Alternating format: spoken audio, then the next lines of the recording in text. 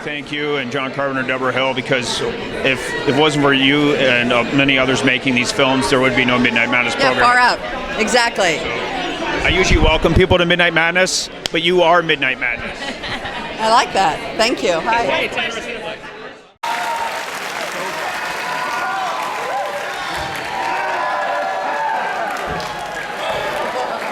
They make them heavier this year. It's armored crane. Here we go. Who needs washrooms? Oh, too wide, too wide. Right, from this side, this side. Oh, listen, the applause will be bigger if I fail a few times. Welcome to Midnight Madness! My name is Peter Kapowski. I'm the lead programmer for the Midnight Madness section. You are all about to see the world premiere of Blood Quantum!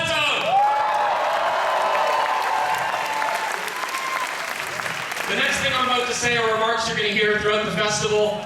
They mean a lot today, especially so, but they should mean something every time you hear them. We would like to acknowledge that tonight's event is taking place in the treaty territory of the Mississauga of the First Credit Nation and the traditional territory of the Haudenosaunee, the Anishinaabe, and the Huron-Wendat.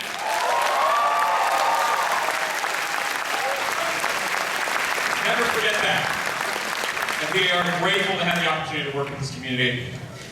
We would also like to thank our friends at Spinach for their high regard of Midnight Madness. What do I mean by that? There's 420 reasons why I had to say that. And of course, the film you're about to watch not only is eligible for the Grolsch People's Choice Award, Audience Award, it's eligible for the Midnight Madness Award. That's 1 of 10 films. You guys control that vote. Vote for the film at TIFF.net/vote. And we would like to thank Elevation Pictures, Shudder, and XYZ Films for providing us with this film. So,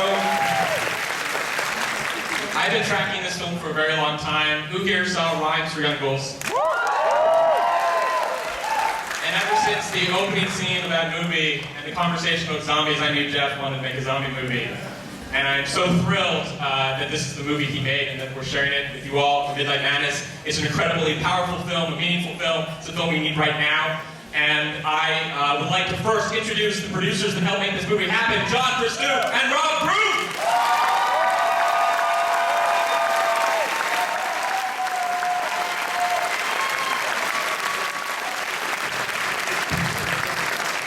Hello, everybody! Thanks for coming. First of all, I just want to thank all of the people who made this happen. The cast, the crew, Telefilm Canada, Sodak, Carl Greenberg Fund, Bell, Elevation Pictures, XYZ, Shudder. Like, there are so many people that made this film happen. But there's one person above all others who was the most important person, bar none. This is a person who I've been working with since 2006. And we premiered his short film, the first short film of his that I produced, premiered here at TIFF, 2007. And the day after the premiere, we were sitting in his hotel room talking about what's next. And Jeff said, man, you know, what I really need to do is a zombie film. And that was 12 years ago. And it took us 12 years to make this movie, and it's fucking awesome. And I hope you're all gonna love it. So I'd like to introduce Jeff Barnaby!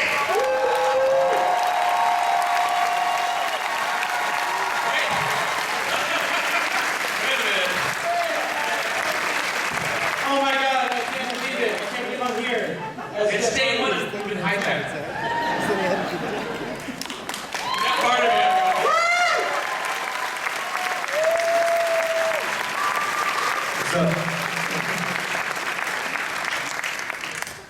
Wow. This is a first for me. I've been at TIFF before, but I've never been in front of a ravenous crowd like this. So this is pretty cool.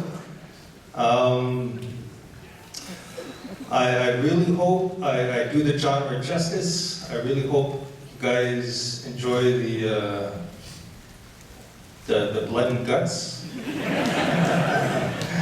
And I think we have all but one body fluid covered. Huh? Maybe two. But I think if you've seen my previous work, you won't be disappointed. And for those of you who've never seen anything I've done before, I welcome you to the flock. And it's a zombie movie in the sense that there's zombies in it, but it's almost an incidental representation. I think it's more about our shared history as native and non-native.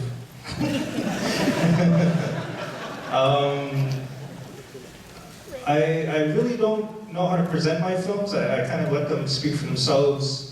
I try not to ramble on, even though that's exactly what I'm doing right now. And I think what we were going for here was just a good fucking zombie movie. That's it. We're just trying to make a good zombie movie and try to bring the zombie back into the political arena and have it represent something other than just zombie film.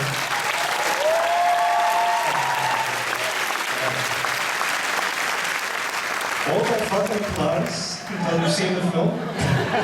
They can do that, but let's have them applaud for the cast and invite them on stage. Yes, for sure. Yeah. You want to read the cast? You know your cast, but who's backstage? Michael Greyeyes. Forrest Goodluck. Elle-Máijá Tailfeathers. Stonehorse Lone Goeman. Kiowa Gordon. And Olivia Scriven. The cast of Black Water. Let's watch this movie!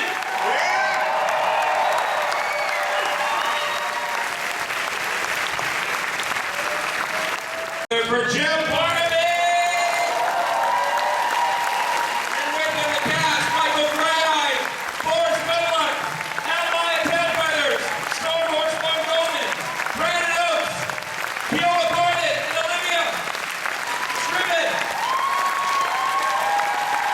Let's get the producers on stage. Chris Good, Rob Broom.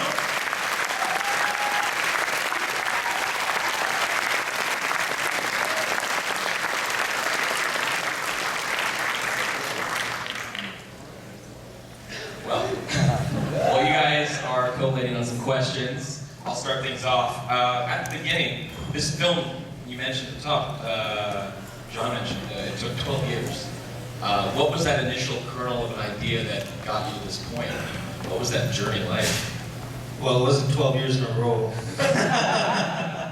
It was more like 12 years kind of growing up and figuring out what the movie was about. But the initial idea was just to make a zombie movie. Because it was a dream of mine growing up watching horror films to just do a zombie movie. But I'm actually, my management is Circle of Confusion, and at the time I was pitching the idea. For those of you who don't know, Circle of Confusion is kind of in charge of doing The Walking Dead. And they were like, zombie movies are played out, you don't want to do a zombie movie. We needed to find a hook. So it was the hook. The hook was making the native people immune to the zombie plague. And it just started from there.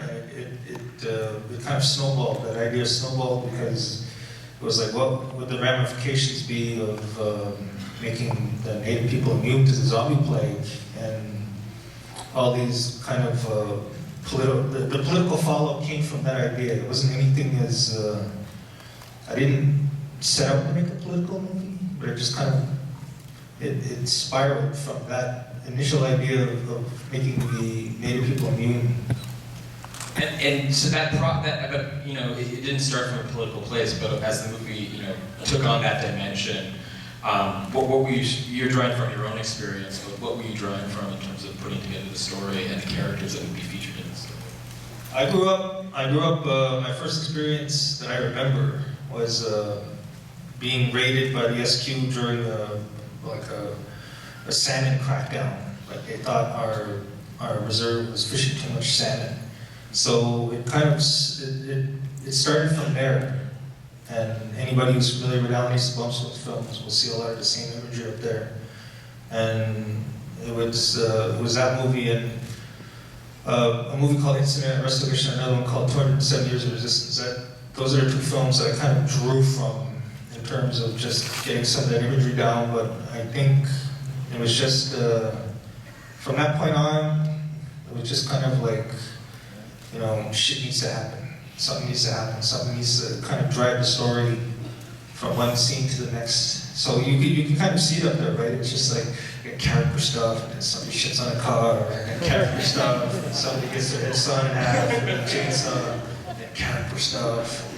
Somebody walks into a snowblower. It was kind of that was the rhythm that we set out to kind of capture. That final image of the grandfather with the samurai sword holding the head is such an incredible image.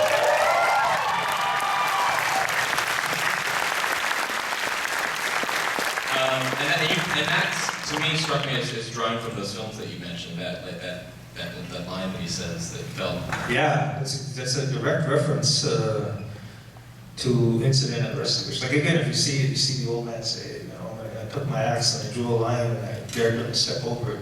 So that was a direct reference to that. And to me, it had to be ambiguous, right? So if it ended with the old man actually on the pillar, on the monolith doing that, you get like a concrete idea that he survived. But you wanted to kind of leave it ambiguous, so it could have been a fantasy. So we left it as animation, and we left it as kind of up in the air as to whether or not he survived. So Stonehorse may or may not be in a sequel. Well, let's hear from the cast. When you first encountered Jeff's screenplay, what were your first impressions of this project? What excited you about it? Let's go down the line. I thought it was amazing. I think, you know, the audition process was the fact that you don't get that character often or ever. And I think from that moment, I just, you know, called 2 or 3 of my actor friends. I was like, let's delve into these sides and let's try to put the strongest take together so I can, you know, hopefully be a part of this film. And it really was. And turned into like an honor just to be a part of it. Yeah. Jeff's scripts are actually really quite beautiful when you read them. Like the description of the shit that hit the you know, windshield. He was like, it hits like a moldering melon. It explodes like a moldering melon. And I can't believe you remember that. Your scripts were all like that. It was like really intense and beautiful and poetic. And I love zombies, I love horror, but you know, as you can see, you know, these stories are about a lot more than that. I was really moved. I'm kind of at a loss for words. Thank you, Jeff. Like, I'm gonna get emotional. What a tremendous accomplishment. Like, this is. Sorry.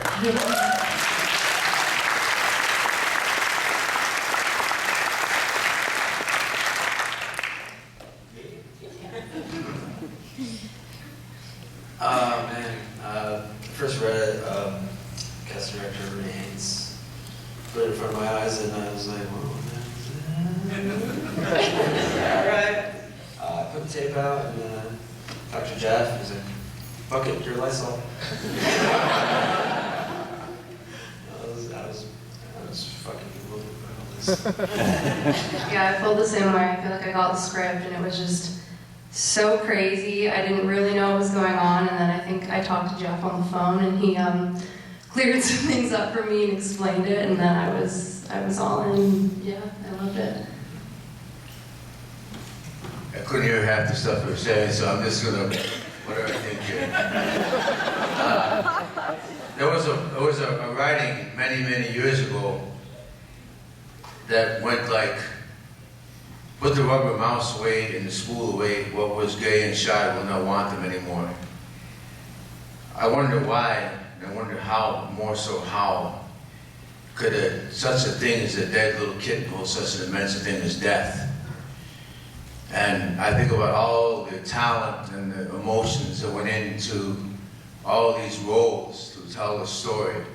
And I'm just forever, my rest of my life, will be glad that I'm part of this.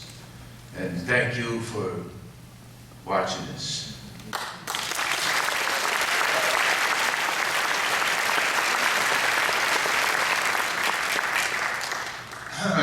Well, it's my first time seeing anything of it, really. After seeing it, I think, like, I should have read the screenplay. Damn, that was crazy. I did not know what was coming. No, I kind of have to believe it because he probably knows that we're cast of Alien. Yeah, it's really, really fortunate to be part of this family.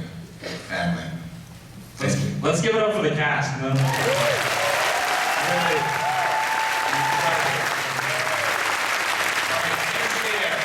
Who's got questions? We got. If you have a soul, you have questions. Where are you? There, right there. I'm totally cheating because I actually know the answer to this. But Jeff, I would love to hear you talk a little bit about the importance of where you actually shot this. Can you provide, the question was about providing context to where you shot the film and its significance. Well, I talk about incident at Restigouche, and I talk about 270 years of resistance, and we shot on both those reserves. And I think if you look at life as being cyclical and you kind of building off the previous generation, I like to think of Elle-Máijá as this maternal grandmother, a cinematic guide. And the idea that she planted that kernel in my head when I was like 4 or 5 years old when she came and shot on my reserve and equated social resistance with the artistic endeavor of making a film.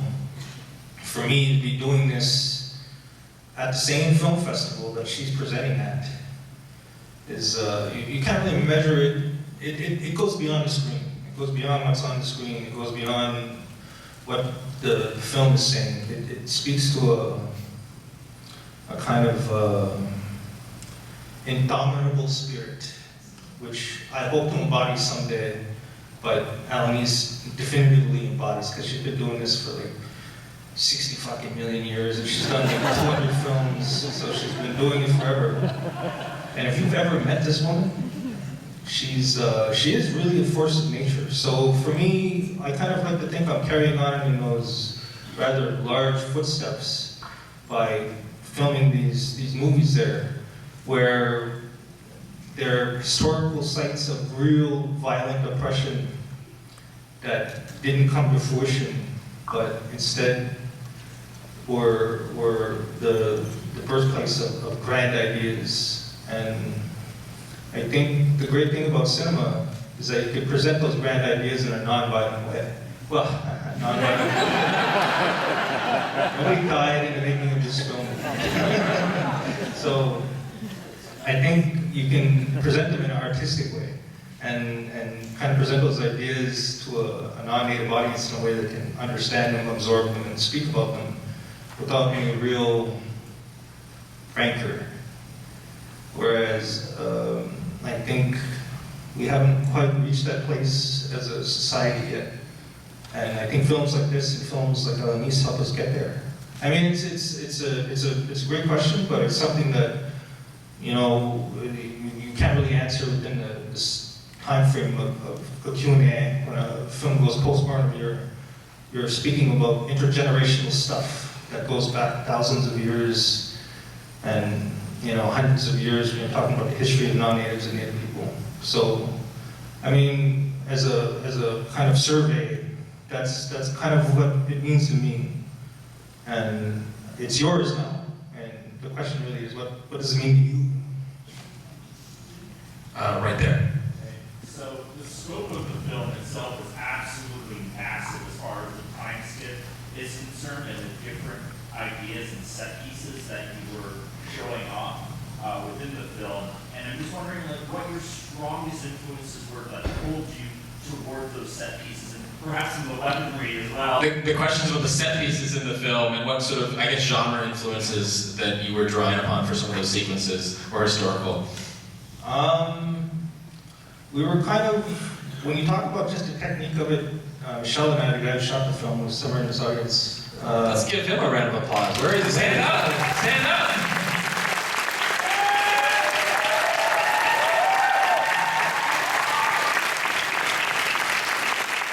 We were talking about it as a kind of a medieval movie where we're going to light everything by flames, and the set pieces were going to be like, you're almost looking at them as fortresses, and we were trying to create like a Dante's Inferno. We were trying to create a bit of a hellscape. And the first half of it was really just kind of presenting the topography, the idea that you're separating the town by a bridge. So you see it featured quite a lot. You always get kind of reminded there's a bridge separating the two towns. So when you bring it back in the first beats of the second act, you're kind of reminded. Again, another allusion to 207 years of resistance, where the bridge was under blockades for the summer of the Oka crisis. And I think we kind of wanted to make well, for me anyway, one of my influences was Conan. I say it all the time, right? In every fucking film I do, well, it's Conan. So I think we wanted to make a kind of medieval Western. I mean, on the Western zombie film. On the note of Conan, I mean, or just this movie is positively metal at times. Like it's really gnarly. There's some incredible gore, some incredible effects. I'd love to hear about the challenges in pulling off those some sequences, and also from the cast of what it was like to get that messy. For us, we obviously had, we had to make a $10 million movie on a budget half that size. So if you look at it for a second time, you're going to see a lot of the violence happens off screen, and you're just stumbling on it, right?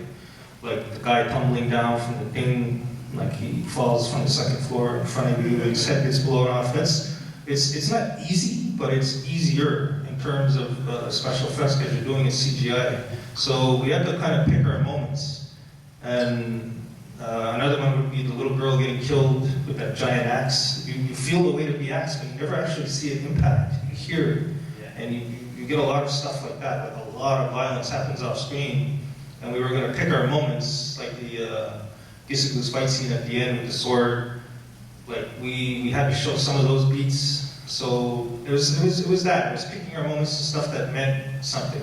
And the sequence on the bridge, a lot of that didn't necessarily happen off screen, but you kind of felt the weight of it just when you saw those blades start.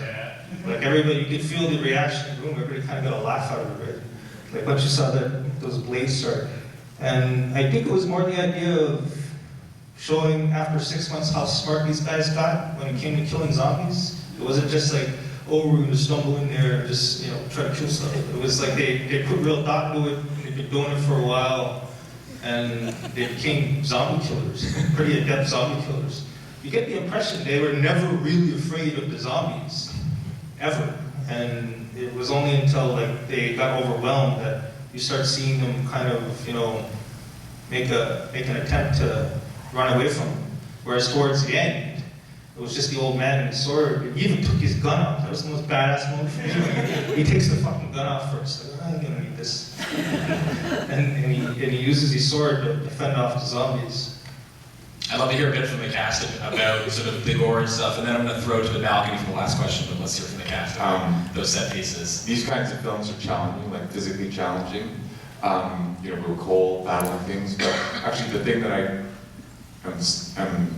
that lingers with me is the after effects of violence. Like you were talking about, we don't show it, but actually you spend a lot of time dealing with the aftermath of violence, right? Like how it affects everybody. Come out of my butt. Deal with the aftermath. You just see the huge shit on the windshield. Should be the metaphor we're using. So the next film, Jeff wants to see the ship exit the black hole. And it'll be the plug tomorrow night, but you might see that tomorrow night. There's a question up at the top there. You've been very patient. Yes. What was that? Can you hear me? Yeah. I'll repeat it in case. Okay. My question is about the title Blood Quantum and its relationship or its connection to the last scene with Joseph and Charlie's baby and the ambiguity over whether or not she's going to be immune or not?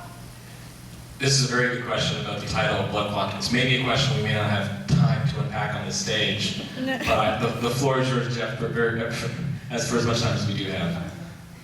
That is a really fucking long answer. Because it's not something, like even just explaining what that is it's like a dissertation. Because every tribe has its definition of what it actually means, but basically it's a caste system introduced by colonial society that introduced the concept of race to Native people in an attempt to breed them out of existence, basically. That if you're half-breed, you're no longer native, i.e. you're no longer legally obliged to honor your treaty rights to this half-breed person. So it was kind of taking that idea and flipping it on its head, where you're using it as a concept of real physical immunity to a zombie plague.